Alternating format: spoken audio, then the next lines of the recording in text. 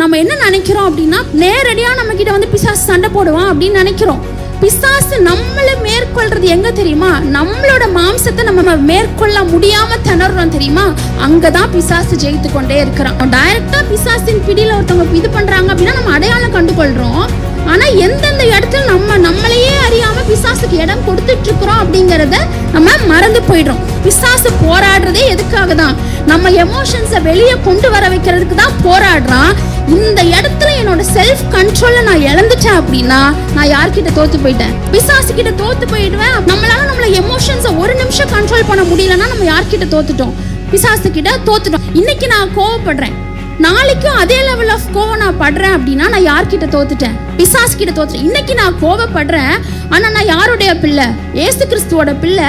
நாளைக்கு என்னோட கோபம் கம்மியாகலைன்னா இந்த 2 நாளுக்குள்ள நான் யார்கிட்ட தோத்துட்டேன்? பிசாசு கிட்ட தோத்துட்டேன். நம்ம ஒவ்வொரு நாளும் நம்ம சிந்திச்சு பார்க்க வேண்டியது என்னன்னா, நம்ம தினசரி வாழ்க்கையில நம்ம எந்தெந்த காரியங்கள்ல பிசாசு கிட்ட நம்ம என்ன சந்திச்சுட்டு இருக்கிறோம், தோல்வியை சந்திச்சு கொண்டிருக்கிறோம் அப்படிங்கிறத நம்ம யோசிச்சு பார்க்கணும். எந்த இடத்துல நான் லேக் ஆகுறேன், எந்த இடத்துல என்கிட்ட குறை இருக்குது அப்படிங்கிறத நம்ம என்ன பண்ணி பார்க்கணும், யோசிச்சு பார்க்க. ஆங்கிலத்தில் ஒரு அழகான வாக்கியத்தை நான் வாசிச்சேன்.